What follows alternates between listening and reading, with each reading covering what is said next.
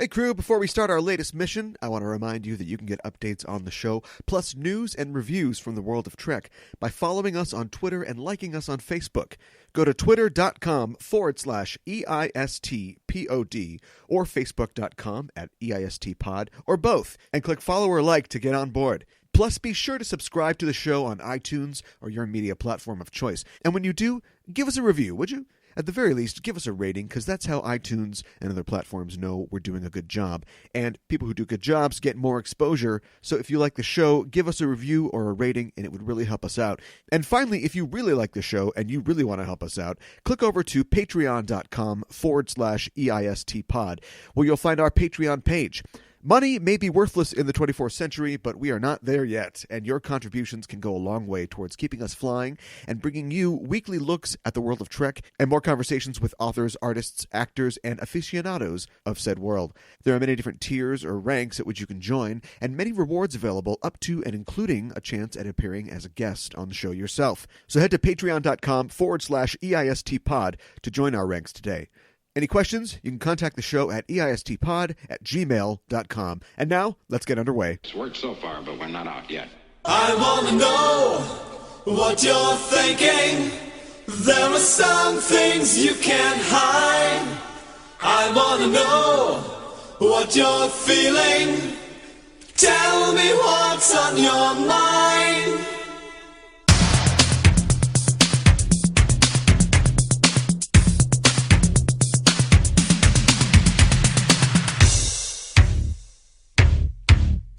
Pure energy. Pure energy. Hailing frequencies open, and welcome to Enterprising Individuals, the Star Trek discussion podcast that boldly goes into excruciating detail about the series, characters, and stories of the Star Trek universe. I'm your host, Caliban, and I'm here to remind you can't spell Tsunkatse without the word stunt. I'm joined on this episode by Dr. Chris Dows. He's the project manager of the Association of Colleges Scholarship Project at East Kent College in the UK. He's also been writing for Star Trek publications and outlets for over 20 years, beginning with writing on Malibu Comics' Deep Space Nine title and contributing heavily to the official Star Trek Fact Files. And he writes currently for the official Star Trek magazine, specializing in technology. He also writes for the Warhammer 40K universe and recently completed the World War II adventure novel Locomotive, which is available on Amazon.com. Chris, welcome to the show. Oh, thank you very much indeed, Aaron. That's very kind of you to give that incredibly lengthy and detailed introduction. Thank you very much. Did I miss anything out? No, I sound impressive. I'm really quite pleased with that. That's great. Thank you. Permission to come aboard granted. Today we'll be talking about Tsunkatse, the 15th episode of the 6th season of Star Trek Voyager, the first Voyager episode that we've covered on the show, and what a place to start. Well, I mean, I would say the much reviled and often attacked Tsunkatse, which I think is absolutely, totally unfair.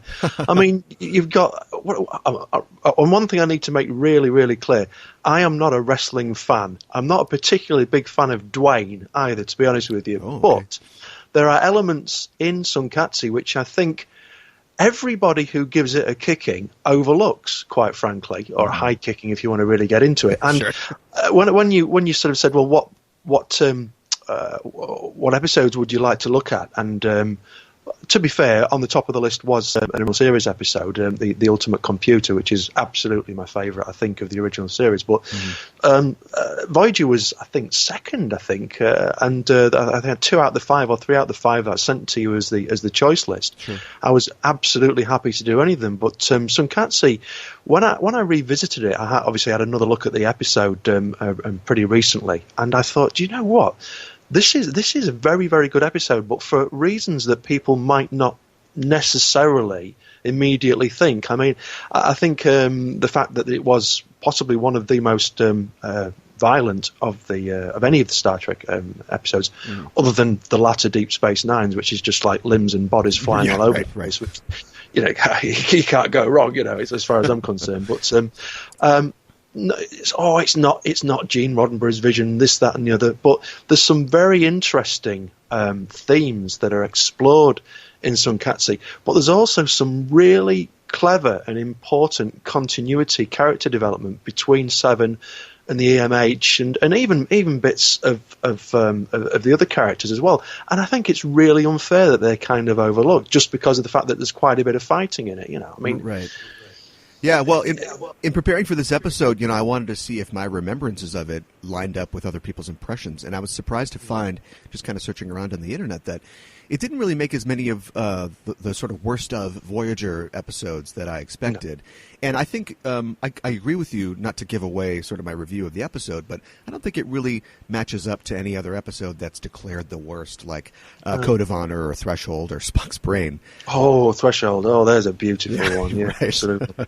Oh, my God. I think that people, even though they were unfavorable at the time, they seem to mostly have forgotten this episode exists, as far as I can see. Mm-hmm. And like you said, I think that's a shame, because I think it features some good action, some good moments for Seven and Tuvok and some other characters, the return in two different roles of two veteran DS9 actors, and it does have the People's Champion, Dwayne "The Rock" Johnson, in it. Yeah, you'd think it'd be win-win, wouldn't you? Really? Right. And from some of the kind of I looked back on some of the Star Trek magazines. It's really interesting talking about the official Star Trek magazine, because when I've been working on the Star Trek magazine for 12, 13 years now, something like that. I went from the fact files, the official Star Trek fact files, which ran for, it was scheduled for a year and ran for nearly 4. And I ended up doing over 600 articles for them, which I calculated was over 500,000 words, mostly on warp cores and all sorts of bizarre things. One of my favourite articles I got to write was the genesis of Seven of Nine's supportive suits, because that's what they were basically called. They weren't just spangly and tight because Jerry Ryan looked amazingly fantastic in them. They were supposed to be kind of weaning Seven off hair implants, which was quite an interesting thing. Sure. And once I'd stopped shaking looking at all the photographs that had been sent to me, and I started writing the article, but Seven, Jerry, she's such a fantastic actor, such a fantastic actor, and I think that the lead Voyager episode that I said I might want to do was, and I've completely forgotten the title at the moment, but it's the one when basically the AMH is downloaded into her and she acts like the AMH. The AMH character becomes emergent. What the hell's it? It'll come to me in a minute. It showed what a fantastic actor she actually was. Yeah. And but what I was going to say, when I was doing my research, just a bit of reading around again, just to refresh me, a lot of the articles that were in Star Trek fact files were actually repackaged and put into the American Star Trek official magazine. Mm-hmm. So a lot of the information has kind of been recycled around the same thing, and they just took whole sections from the fact files and made it into the American magazine. But there was a couple of interesting things, a couple of interesting interviews, and I think one of them said that Tsunkatse actually was the most watched episode in season 6, which I thought was absolutely extraordinary. And notwithstanding the kicking, as I say, it got, a lot of people actually watched it when it first came out. And then gradually, I think it's one of these things, you get this a lot with Star Trek fans, that one person will say something a little bit controversial, but then everyone will turn around and say, oh yeah, actually, no, I think you might be right about that. But they kind of dragged Tsunkatse down with it. And just, It's funny that you said about Seven and Tuvok. That is really interesting. There's some very short but very nice exchanges, particularly at the end, about Seven worrying about letting herself go in the violence in the arena because she might find she might be going against all the good work that both Tuvok and the AMH have been doing with her to kind of regain her humanity. Yeah. And there's a really lovely exchange right at the end where she says that she may have lost it in the arena, guilt, shame, remorse.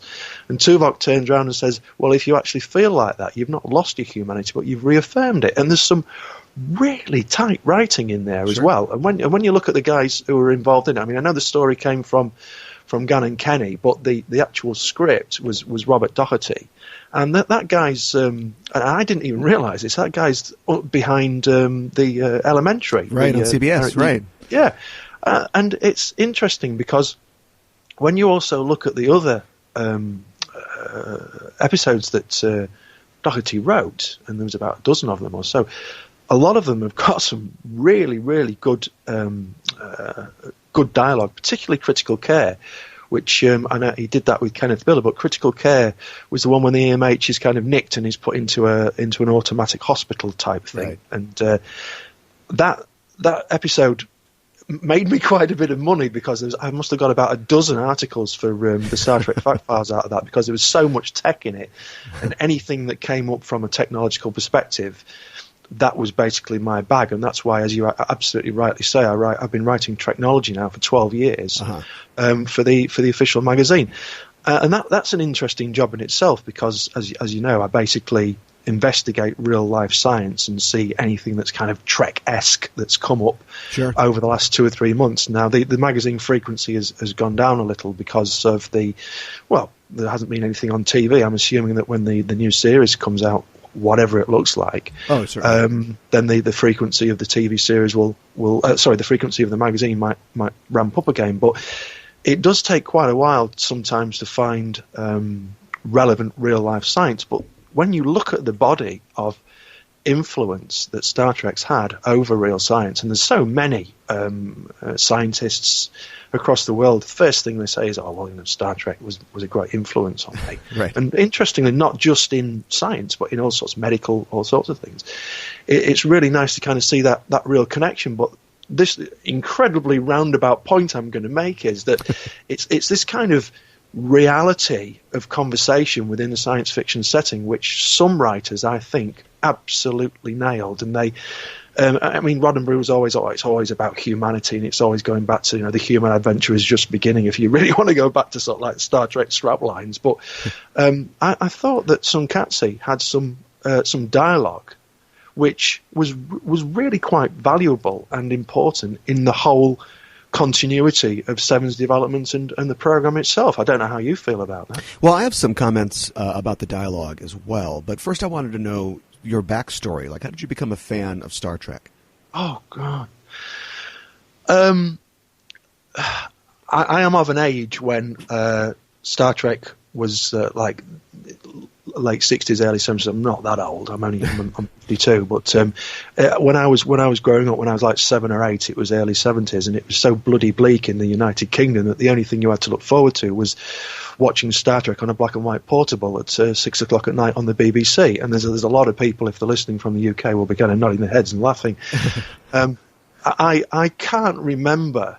It sounds ridiculous. It sounds a little bit sort of like I don't know, a bit affected, but I can't remember not being into Star Trek. Obviously, there must have been a time when I wasn't, but my earliest memories go back to being 6 or 7 years old, when it was the first time it was ever broadcast, really, in the United Kingdom, or possibly I don't know whether it came out late 60s in the UK, but anyway, it's definitely early 70s. Sure. It was when it was basically sliding into syndication in the States, and the BBC picked it up.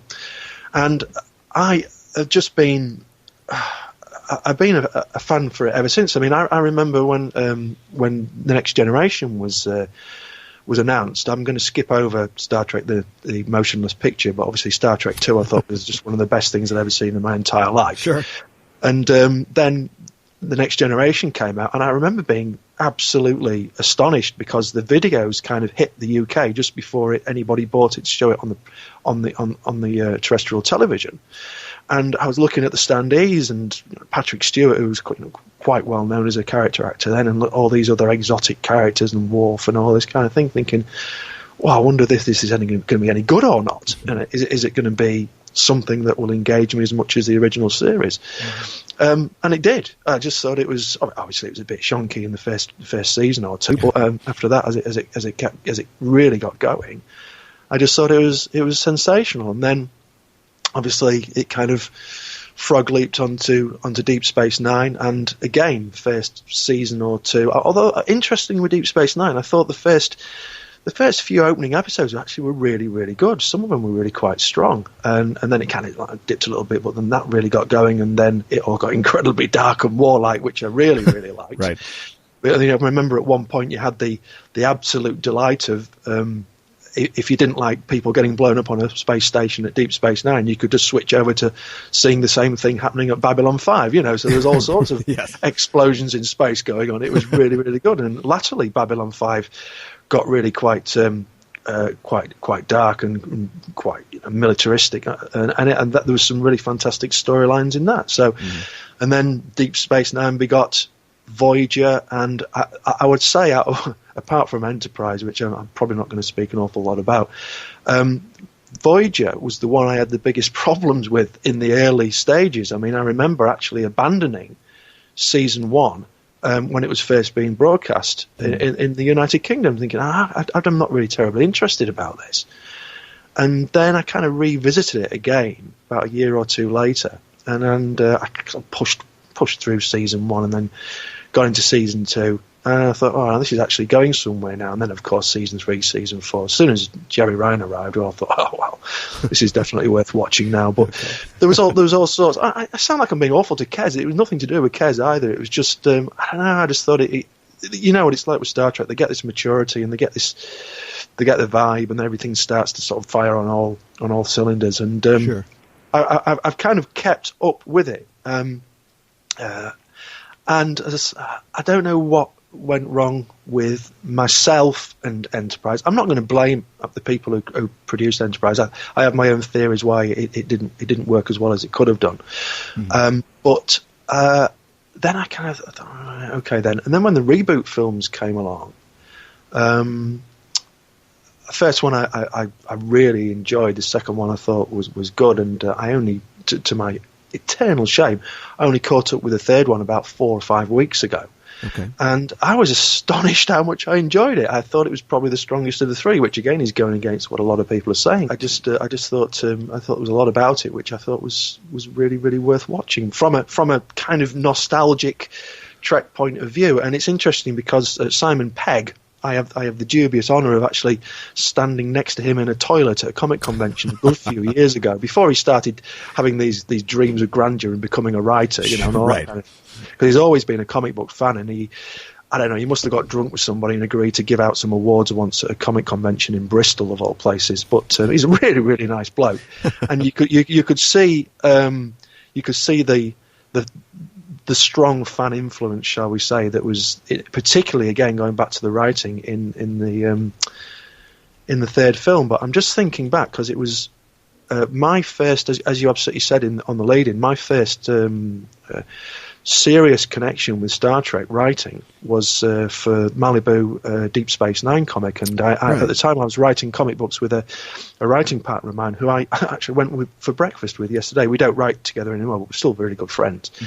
And we decided we were going to become comic book writers, and we were doing a little bit of work for Independence in America for Caliber Comics, and much missed Gary Reed, who died. It was the owner of Caliber. He died a few weeks ago, sadly, we found out.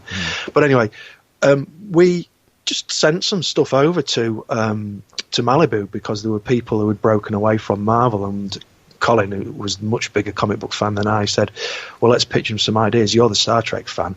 But Deep Space Nine hadn't even really come out at that point, and we were pitching for the Next Generation comic book that they had. Okay. And it all kind of, after about 6-12 months, they called our bluff and said, okay, well, Deep Space Nine's coming out. Why don't you write us some stories for that? To which and this was no internet at the time. Yeah, right. The odd phone call, the odd fax, and a couple of letters, and we kind of communicated back and said, yeah, great. What does it look like? It's not going to be broadcast here for like 3 or 4 months. So they sent us a package of stuff. Oh, wow. They were really cool over at Malibu. It was great working with them. It really was.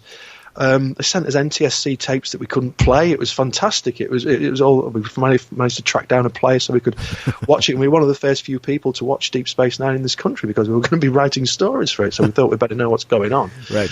And that was the beginning of my professional involvement, if you like. And we did, although I say so myself, Colin and I, we did a couple of infill short stories, and then we were given a couple of double-issue parters, and we actually have the rather sad honour of being the last writers on the Malibu Deep Space Nine, because Marvel basically bought out Malibu because they were such a big threat, and then promptly shut everything down. Yeah.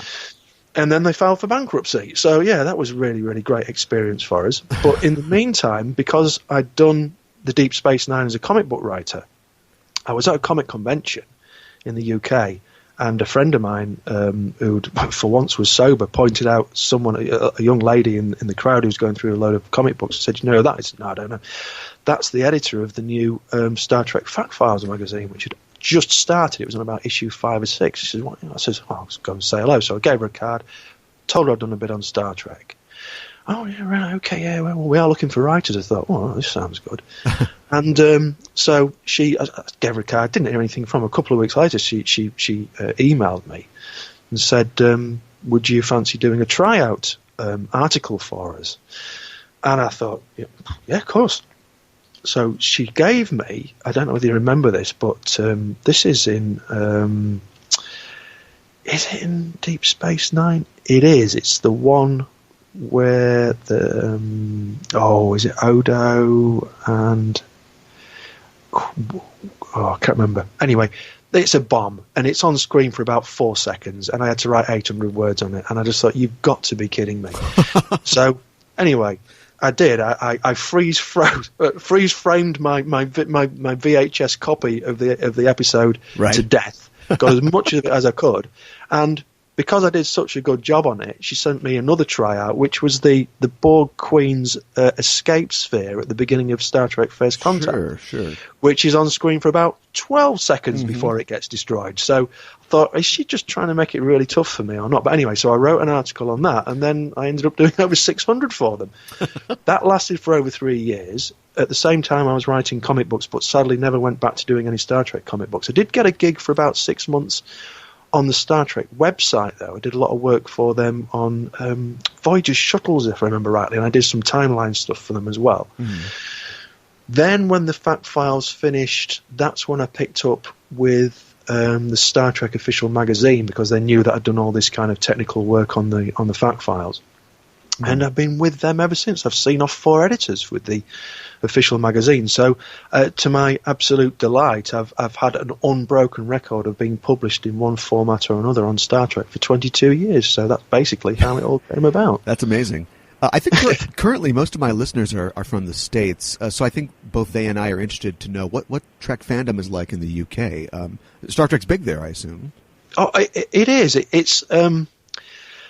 It's not quite the embarrassing, geeky affair to admit that you're a fan that it used to be, because I think to J.J. Abrams' credit, he has brought quite a bigger appeal to the franchise. Sure. We don't have the scale. We just simply don't have the scale. Anything to do with comic books, anything to do with conventions. So, I mean, I've been to the Chicago Comic Con twice, and I was just astonished that the Rosemont, that used to be called the Rosemont, where it was held, that they had indoor tractor pull competitions there. Yep. I thought, how can a building be that large? And then you stand in it and think, okay. And then you see the place is just utterly full of fans, and a lot of them are Star Trek fans. I've been to a couple of conventions in the UK. The whole fandom thing, particularly cosplay, interestingly, that's really taking off in this country now. You know, we're only about 20 years behind everybody else, but there's a lot more people involved, and a lot more people happy to admit that they're involved. And so Star Trek has always had a very, very hardcore, quite faithful following in the United Kingdom. It's just not quite as it's not quite as obvious. You know what British people are like. It's like, well, are you a Star Trek fan? Oh, well, I'd like to admit that I am, as opposed to running around shouting, I love Spock with a pair of Spock ears on, which happens a lot in America, I'm led to believe. And, you know, we don't tend to dress our dogs up in Picard outfits and things like that, which just appalls and amuses me in equal measure when people put these photographs up. Do what you like, mate. It's great. You know, go for your life. All good. Leave the dog out, yeah. Yeah, but just leave the dog out, for goodness sake. I mean, the poor thing. I mean, it's totally embarrassed. But the whole fandom thing in the UK is very interesting. We don't... So the scale's nowhere near yours, but there is... There has always been, even from the late 60s, there's been a lot of people who've grown up with it and kept faithful with it. And sometimes it can be very, very difficult, and sometimes it's made very easy for you. And I mean, when I first saw the photographs of the sets of the reboot bridge, I thought it looked like someone had dropped a brochure off from IKEA. I just thought it looked, what the hell is this? Yeah. What's with all the shiny plastic?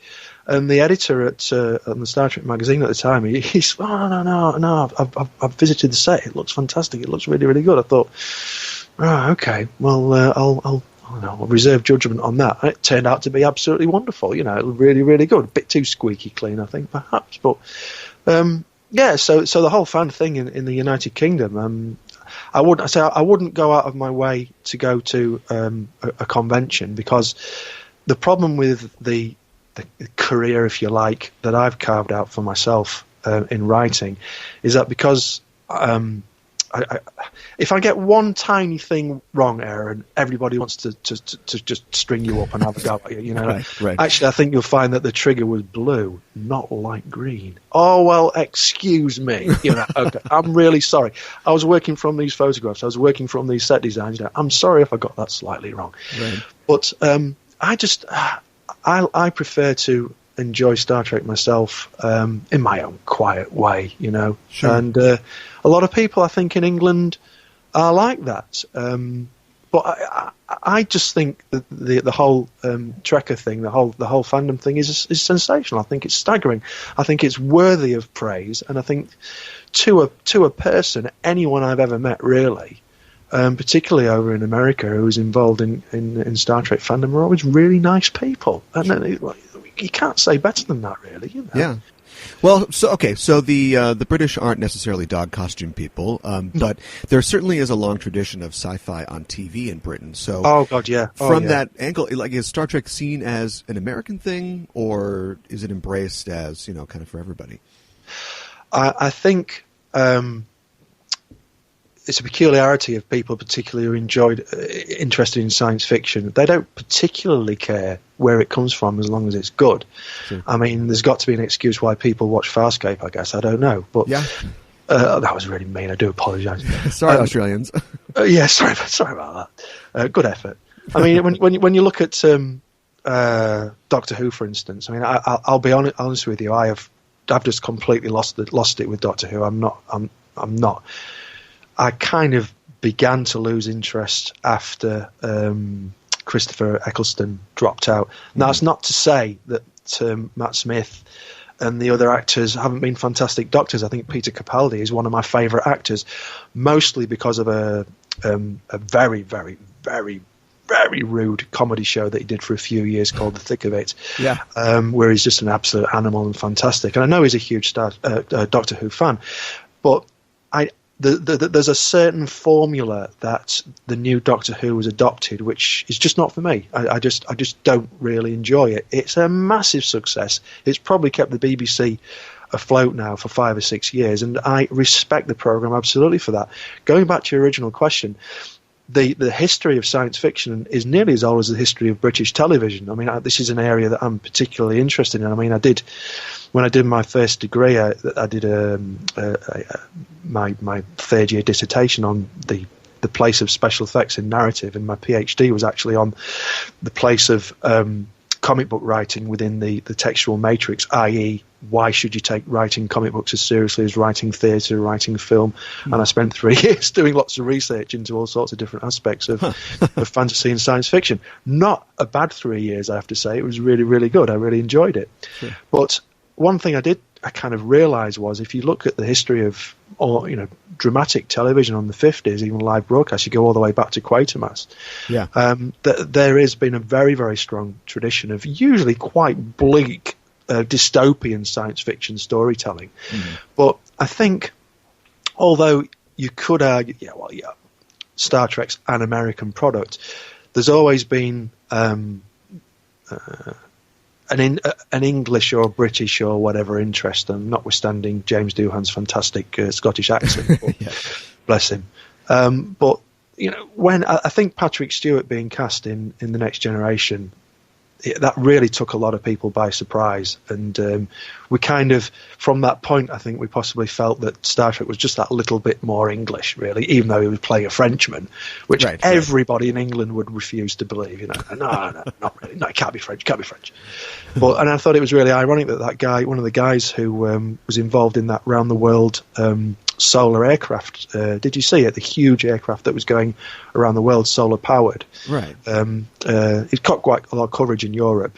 One of the two guys who was piloting it was called Picard, which I thought was quite sweet, really. Okay, all right. But I think the Brits don't really care so much about about the Americanism of it, if you like, unless of course it's kind of thrown in your face, shoved down your throat. I mean, there's some episodes of the original series, with the Yangs and the Combs and all that kind of thing, where you just think, oh dear, that's a bit much, Yeah. But no, I mean, any science fiction that's good science fiction, I don't think it. I should say that for the rest of the world, really. I don't think they much care where it comes from, as long as it's good characters and good stories that are told well, really. Yeah, I agree. Just out of curiosity, do you have a least favorite episode of Star Trek? Oh, well, you've already mentioned one of them, which was Threshold. Yeah, Threshold. But Fairhaven throws me into a rage that is so enormous. I usually have to go and buy a new television set the next day. I've known to destroy entire DVDs because of Fairhaven. Just is all that was bad in Star Trek, as far as I'm concerned. Sure.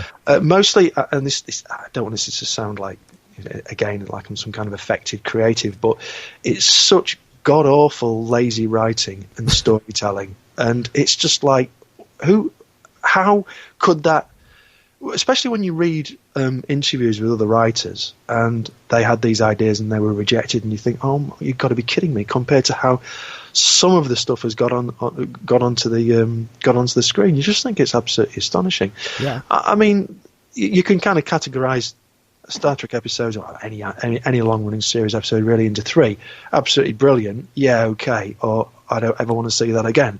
Right. And there's usually mostly yeah, okays, the occasional absolutely brilliant, like Yesterday's Enterprise, that kind of thing. I mean, I remember when the opening shot of Yesterday's Enterprise, when there's that trombone shot and it all immediately sort of switches in the captain's chair to the alternative universe. Yeah. I nearly fell off the sofa watching that. I just thought it was absolutely sensationally done. So that's definitely one of my favourites. But I actually have got quite a soft spot for Spock's brain. I think it's quite funny, and up for all the wrong reasons. But I don't loathe it as much as anything to do with Kirk kissing too many women, all that kind of thing. Sure. Just get on with it, will you? Really, dear. Right. But yeah, I mean, you get, I don't know whether as you get older, do you get less or more bothered? I'm just trying to calm myself down thinking about Fairhaven now. So clearly, no, that's that theory out of the window. Mostly fond memories and enjoyable. But you do, as you get older, when you've got your full selection there on whatever format it might be, you do tend to gravitate towards a select few rather than, I'll just put that on and see whether I still hate it or not. No, yes I do. Switch it off, Yeah. I feel similar. I can forgive things like Spock's brain as well. Silliness is fine. I think as I get older, what I get really disappointed by is when the show tries to challenge its own premises or to introduce things it doesn't usually have, and it completely fails. And you shouldn't get down on a show for failing, but when you fail so hard, I think Threshold is a good example, of course, challenging sort of the idea of having a warp barrier, or just challenging the science of their universe and coming up with nothing for that. Yeah. And also an episode like Sub Rosa, which tries to add some sexuality and stuff to the universe, and what you wouldn't usually see on a syndicated show in the 80s, and just does it in this completely unappealing way and that sort of thing. Yeah, absolutely. I mean, there's some of the early season 1 and season 2 Next Generations as well. The idea is quite brave, particularly about gender and gender issues and so on and so forth. I think you can kind of compare it to the opening shots on Encounter at Farpoint, when you very briefly see a bloke in a skirt and you think, hey, it's the future, right. And then you never see it again, and probably for all the right reasons. Right. When I was saying about Tsunkatse and about some of the themes that I think were overlooked, there was one thing that I'd completely forgotten about, which was Neelix getting sunburned by two suns. Right. And you only see one sunburn, so it's really funny where you're kind of guessing, well, where else did he get burnt? Oh, right, okay, I see. We're not going to see that. Okay, let's leave that alone. It's that kind of subtlety that I really, really liked. And his Ethan Phillips' little waddle off screen as the scene ends really sells it too. Ooh, yeah, that's really hurting me. Yeah, and then he puts that cream on and he just makes it worse, and he has to go to the AMH, which I thought was really, really good. Right. But the whole, one of the themes that's in Tsunkatse, which I don't think anyone really talks about, is this whole idea about turning a blind eye to suffering and becoming part of the problem because everybody else does it. And there's a couple of kind of throwaway lines Right. about. I think it's actually it's Robert Beltran who says it. He says like, well, we were all okay with it until Seven got nicked, and he's like, well, yeah, that's absolutely true. And I think there's a kind of an unfair criticism of the Star Treks as they go away from the original series, and particularly from Gene Roddenberry's influence in that, it's not how he would have liked it. But I got the feeling that there was a lot of themes in Tsunkatse that actually he would have approved of, because it was like, well, yeah, it's okay while everyone's pointing at the ugly kid in the corner, until you become the ugly kid in the corner, and then all of a sudden you think, that's quite unpleasant, really. Sure. Well, hold that thought so I can introduce some of the particulars of the episode, and we can get right back into talking about it. We are talking about Tsunkatse. It's the 15th episode of the 6th season of Voyager. The first time it was aired on TV was February 9th, the year 2000. As you mentioned, Robert Doherty was the writer for Teleplay, provided the story of the episode and Teleplay, and the Gannon Kennedy worked on the episode as well. And as far as I can tell, this is only one of 2 of his TV credits. He also wrote an episode of the science fiction series 7 Days, which I'm not sure that you guys know over there. But and it was directed by Mike Vehar, who has directed many episodes of the modern series. Yeah. And the stardate on the episode is 5344.7.2. And just to get this out of the way, your assignment, if you can, is to give me a 25-word synopsis of Tsunkatse, and I will try not to chant "soon cut" as you do it. Seven gets stolen, gets beaten up, doesn't kill someone when she could have done. The end. That's perfect. Yeah, that's exactly it. Maybe put Dwayne Johnson in there somewhere, but yeah, I think that does it. I was raising an eyebrow. Why does that? Well, I said. Well, Dwayne "The Rock" Johnson does appear, of course, as the Pandari warrior, and he does all his own stunts in the episode. Yeah, apparently so. Now, talking of stunts, this is fabulous. And what a great segue. You'd think we'd actually rehearse this. We haven't, folks. Stunt double, Dana Lynn He, who I just did a little bit of research on. She's virtually the same shape as Jerry Ryan, lucky lady. And she, I don't know whether you realise this, but the first Tsunkatse fight that you see, there's a dark-haired female fighter, that is actually Dana Lynn He. Hey, what do you know? And she doubled for Jerry Ryan on season 6 and season 7. And there's actually some very, very nice editing and cutting of the fight scenes, because it's not... well, when you see the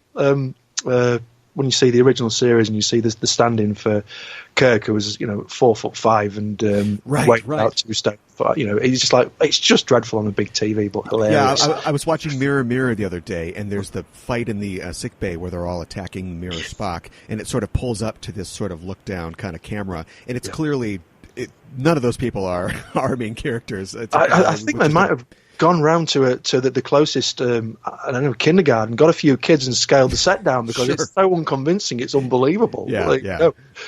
But I'm thinking you want to get round to Hertzler and Jeffrey Combs, because they absolutely make the episode, as far as I'm concerned. They do, of course. Jeffrey Combs appears as Penk, the alien fight promoter, and Hertzler is the Hirogen Hunter, who is unnamed in the episode, I think. And this episode is the first time that both actors actually appear together in a Star Trek episode. Okay. Yeah. One of the absolute delights of Deep Space Nine was Wayoon, was Jeffrey Combs' Wayoon. I just thought every time he was on the screen, he stole the episode. And there was just do you remember the one where Iggy Pop's in it as well? He turns I do. up. Speaking of some stunt casting, yes, I do. Extraordinary casting there. Is that Iggy Pop? Hey, I saw him in 1991. What the hell is he doing in Star Trek? But anyway, there you go. But I just thought Jeffrey Combs was excellent, and he's really, really good as Penk, and which is not really surprising. That's probably why they cast him. But I think, arguably, because Hertzler was always doing the scenery chewing as Martok and his fantastic one-eyed makeup and all that, I thought he did actually probably a stronger job as the Hirogen, because when you watch the expression that's allowed through his makeup because I think Westmore was doing the makeup then. I think he was. It's just, but it's all voice acting with him. He is so good with his voice. It's fabulous. Yeah, he's really great, and also you can just tell. You could recognize his eyes, and I think his eyes do a lot of work through the makeup as well. Yeah. With them working together, I mean, it was almost as if Combs just like, right, give us a costume, chuck us in, what do you want me to do? It just seems so, I'm sorry I'm being grossly unfair to him, I'm sure he works really hard at what he does, but he sure doesn't make it look as if it's hard work. I mean, right. he just like oils his way in. Gives just his expression and his reaction and everything. It's really, really well controlled, and you can kind of believe this guy just goes around stealing people and killing them for money, for the viewing figures. Which where do you want to go with that? I mean, I think he described his character as the Don King of the Quadrant. That's right. I read that somewhere. That's right. Absolutely, Don King without the wig. Yeah, absolutely brilliant. Yeah. But it's just really, really good. And when you look at the actual the Tsunkatse set and everything, it's actually quite minimal. But there's a lot of extras when they're doing the when they're in the arena, when they're watching, and I think there's a lot of old Deep Space Nine outfits and makeup's got shoved on people for that. But when you see the opening, when there's the opening, it seems to be quite a big episode, quite a big grand episode. But it's actually quite. It's quite restrictive in a way. You feel confined when you're in the cells, and the actual arena itself, it's quite chilling when they're just fighting. When they cut to when it's the Tsunkatse hollow ship, which I also got lots of lovely jobs out of, if I remember rightly, and particularly was it not Norcadian plating, Covarian shielding? That's what it was, right. And. I mean, that was just like one line, and I had to do something with that. But that was the job, I suppose. But it was actually quite chilling when it cut to them just fighting, and you just heard the impact of them hitting each other. I thought it was quite brutal, really. I mean, it was people fighting anyway, but there was very, very good direction and very almost minimalist. Less was very much more for that episode, and I think that's one thing I admired as well, particularly with the direction. So. Yeah, the fights look great. Similar to the Voyager episode Blink of the Eye, this episode had to be renamed to Tsunkatse because it originally was entitled Arena. Which has, of course, is the title of an original series episode. But this gives the crowd something fun to chant, though, so we've got that going for it. Absolutely, yeah, because they couldn't have just chanted Ari. That wouldn't have worked. Sunka, that's much better. Let's talk about this episode. We mentioned it before. My big question, I think, or the problem of the episode, if you will, why our characters are so jazzed about this alien blood sport. Like, what is going on there? It's true that people in the 21st century like Parisi squares, which the more I hear about it, it just sounds like the most violent thing. I don't think I've ever seen like a mock-up or a rule set for what actually happens in Parisi squares, but you might be able to help me with that. But it sounds incredibly violent. We never when we were doing the fact files. Yeah, I don't remember. There was one game that we did. I can't remember what it was, but we didn't do Parisi Squares. But the thing I would really have liked to have seen about Parisi Squares, if Harry Kim was so good at Parisi Squares, I would have paid money to have an episode made just to see him beaten to a pulp in Parisi Squares, quite frankly. That's an unkind thing to say. I apologise unreservedly. To Garrett. I mean, I think he was he'd read the script and he was just so happy that it wasn't him who was the hostage for a change. It was somebody else. So he just thought, well, give me something else to say then, will you? Yeah, it is a bit... I don't know whether that's a little bit of the culture of the day, shall we say, just creeping its way into the writing a little bit. Bloodsport. Interesting. Okay. So do you think that do you think that Voyager is like a ship full of jocks? No, I don't. I think it's kind of split into two. It's of people trying to run away from things and people trying to throw themselves into things. That's one of the big criticisms of Voyager is that the duality of the crew. I mean, effectively, you've got pirates and you've got the Navy all on one ship, and all right, they kind of struggle through it a little bit and occasionally remember it into season 2, but then. It kind of gets forgotten, and I think that's a little bit of a shame. Everyone becomes a little bit too civilized, a little bit too quickly. And I think that one of the things about Seven as a character is that because she's almost a techno-savage, and there's this kind of, oh, you can't do that, you can't do that. And so, well, why? Because basically, as you know, humanity have done more or less the same things as the Borg have done over their history. And I think that sometimes it's interesting what you said earlier on. The writers can tie themselves up in knots when they try to tackle something that they haven't done before and get it wrong, or they almost turn on themselves, really. And in a way, you might argue that there's a little bit of that in Tsunkatse, in that they're kind of turning on the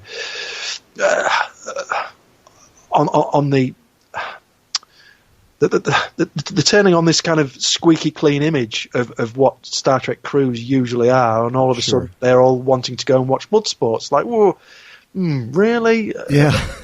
You know, it's fair enough with a couple of the characters. You think, oh no, because he's a boxer, you know, he'd go and see it. He'd go and watch. I was trying to think too, like who on the Enterprise D would like this. I don't think anybody but Worf that I can think of would really enjoy doing something like this.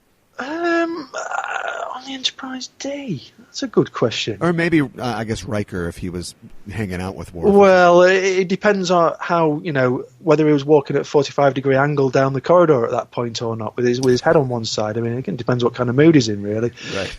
He never convinced me, Riker. To be honest with you, never really dug Riker. The character or the actor? The actor's fab. I love him. I think Jonathan Frakes is great. Sure. But the whole Riker character, I always felt that he was just like, oh, give me something better to do, will you? You know. Okay. You know, this is getting way off base for the episode, but yeah, of course it is. Well, but I think that my personal view of Riker is the question that they keep asking about him, which is why is he still, if he's so great, why is he the first officer of the Enterprise? Why doesn't he have his own command? That never really gets answered throughout the series. It just becomes his kind of thing that goes through 7 years. And interestingly, in Pegasus, for instance, where he's kind of faced with his past, and he was also second in command there. He's just like, well, are you trying to reinforce the point that you haven't reinforced the point? I mean, what are you trying to do here? Because again, they're trying to answer their own questions and leaving more questions for people to like puzzle over, which is a bit of a shame. No, I thought Jonathan Frakes was great. I mean, I think that as a director, I mean, the job that he did on First Contact was absolutely sensational, and he always seems to be at conventions such a nice guy, you know, affable guy, but. Yeah. I think he had the same problem that Archer, it was the actor who played Archer in Enterprise. Scott Bakula. Scott Bakula. He just had the same problem. He just didn't have anything to do, quite frankly. I think there was nowhere for him to go, which was a bit of a shame. I mean, when you've got, like, you know, one of the leading lights of the Royal Shakespeare Company chewing scenery next to you, what the hell are you going to do, quite frankly? Right, of course. So I think that hopefully Discovery will develop that a little more. Since the main character is a first officer, maybe we'll get to see them kind of learn the ins and outs of command and, you know, what it takes to be a captain of a starship. Maybe so. I mean, I think there's still a lot of stories to be told, and I think that was one of the big frustrations with Enterprise, and it almost kind of ran home to Mama. It just went back to all the safe kind of storytelling, apart from the last couple of episodes where they dragged out the Next Generation to rescue it all. And I just thought, this is such a shame, really. I mean, all that money and all that potential and all those fantastic actors, and who was the Doctor? On Enterprise, what was his name? Dr. Phlox? Phlox. I just thought he was fabulous. I thought the actor was great. I thought the character was great. And he just like wheel him out now and again to intimate that he has to make love to 15 different creatures to make a baby and all that stuff. Yeah, great, fantastic. Let's have a bit more of that. Well, not on the screen, you know, but and it was just like the armory officer as well, and the navigator, and they're just like, oh, come on, let's have some more storytelling, you know, let's go somewhere we haven't been before. Let's have some lower deck storytelling, that kind of thing, you know. Sure, yeah. Well, back to the blood sport. There's been other fights to the death in other episodes, like Amok Time and Gamesters of Triskelion. There was that DS9 episode where Worf has to fight in the prison camp or something. Oh, yeah. It's always depicted as being really bad, and so I'm wondering why it's, you know, depicted as being something great here. And I assume that it's a crossover marketing strategy because at the time on UPN, the network of Star Trek Voyager, WWE, or at the time WWF SmackDown was on, of course. Yeah, maybe so. where The Rock was the big star on that show. And you said that you weren't really a big wrestling fan, so maybe you don't have a connection to this sort of. But I do remember watching some wrestling at the time, and I was actually watching more wrestling than Star Trek at the time. I'd kind of fallen off of Voyager, and when I heard that The Rock was going to be on Voyager, it was a chance for me to go back. And I remember feeling like, which this is sort of a contradiction, but they were kind of selling out. But at the same time, I was gonna check it out. Yeah, and I was gonna go see what was going on over there. Yeah. I remember not really liking the episode all that much and kind of agreeing with myself that it was selling out. But as you had mentioned earlier in this episode, it was the highest rated episode of that apparently season. so. Yeah, absolutely. Yeah, I think I'm sure there's an interview with, it might be Tim Russ or somebody else, but they said that they saw it as being a crossover marketing strategy and thought it was actually quite clever. So, I mean, fair play. It's fair enough. If whatever works. It got the numbers up for that episode, and I say I'm still really surprised that it was the top episode in season 6. But there's a lot. There's a lot in the episode, and I think everybody remembers the fighting and doesn't really remember quite useful and interesting and engaging continuity information, character arc development. There's all sorts of stuff going on there, notwithstanding the fact you've got Combs and Hertzler back in as well, which is worth watching it for itself, quite frankly, I think. Yeah. I thought one of the strengths that Combs brought to the role was if you watch how he acts, it's very, very civilized, and it's very controlling. His voice, talking of Hertzler's voice, Combs' voice does one thing and the words do another thing. And when you watch how he interacts with people, it's really, really interesting that someone could bring such a kind of complexity to something that looks so simple. Again, he makes it look really, really easy, and I'm sure it isn't. And everything from him talking about getting his new acquisition to how popular attraction it's going to be, and the ratings are going to be great. I'm not sure that he's such a good fight booker, though, because he immediately figures out that he's got this great heel on his hands in 7, and then he wants to put her in a death match immediately. You got to draw that out as long as possible. Absolutely right. Yeah, because he says 3 billion paid to see her hurt. Imagine how many will pay to see her die. Yeah, well, what are you going to do after that then, you fool? Yeah, book it at SummerSlam or something like that. You've got to start thinking these out, Pink. Come on, man. I know you're only in for the one episode, but come on, But, I mean, I just thought the whole thing, again, Hertzler picking up the hydrogen, which I thought were, up until the double episode they did when with all the Nazi stuff, which we won't go into. But, I thought the hydrogen were always a little bit, never quite got as far as never quite as scary as I think they were originally intended to be, which was fair enough. But I think he brought a kind of nobility to the role, which was very, very nice. Which, of course, having done Klingons, he's got this whole idea of kind of honour and nobility and things like that. And you're right. It's how he does it with his eyes. A lot of his acting. I like you mentioned the nobility, although I do like how adaptable they are just as hunters, because he kind of, he trains up 7 and he kind of trains her in the Dao of Cheap Shots. Yeah. Just telling her that, you have to do anything to win, and you can't. I thought they needed to have a little Karate Kid montage when he's kind of showing her the moves and everything. But we didn't exactly get that. Well, we could have got actually painting the inside of the cells or something like that. Right. Exactly. Brush up, brush down. She could have done that. I mean, I've got to got Tuvok to join in or something like that. Bless him. In a very good state, was he? I've got to tell you how he actually survived that explosion. When you look at him, and he sticks his face right in that bomb. I have no idea. Yeah, I mean, there's lots of pockmarks on the poor lad, and he's got lots of holes in his top. But come on, man. I mean, I know you're tough, but give me a break. I mean, you shouldn't have really. Anyway. I do think that the interactions between Tuvok and 7 are pretty good in this. And one of the things that I like is that we always want to believe, we can believe that our Starfleet characters are going to make the right choice in every situation and have everybody's best interest in mind. But I kind of like the fact that Tuvok is pretty honest about what 7 needs to do here. Mm-hmm. It's sort of the logical path. She doesn't want to take a life, clearly, because she's trying to regain her humanity, but he kind of lays it out for her. It's you don't want us to die, right? It's literally going to be us or them, and I think the logical course is that you're forced to do this. Go ahead and do it. Absolutely right, and I think there's another thing that's kind of overlooked, which is quite significant, and it sounds like I'm being unfair to the character of Tuvok to say this, but I don't think I am. Right at the end, the dialogue between Seven and Tuvok, he thanks her, and I don't remember Tuvok saying thank you to many people at all. It was just a very odd, not odd. It was just a little bit. It was very heartfelt, and it was very understated, very underplayed, because Tim Russ was brilliant at underplaying the whole thing, and it was just a simple kind of thank you, and it was like. I don't know. I thought it was a really, really, really good ending. Really, really neat ending. So I don't want to undercut that, but it is interesting that a Vulcan is giving her a human pep talk. He's not even half Vulcan like Spock. So while he's helping her reaffirm her humanity and all of her emotions inside, maybe his eyes are rolling just a little bit. Yeah. Oh, come on, come on. You used to kill millions. Get on with it, woman. Congratulations, you're human. Yeah, right. yeah. I'm really sorry for you. As we wrap up here, was there anything that you wanted to say? Any final thoughts you had about the episode? Only that I think it's worth people revisiting it for two reasons. First of all, the themes that we've explored and the really sort of intricate and very clever writing that goes on, and secondly, Seven's suits, which just look fantastic. Yeah, they do look pretty cool. Let's talk. My space dad can beat up your space dad. Who's your favorite captain and why? Oh,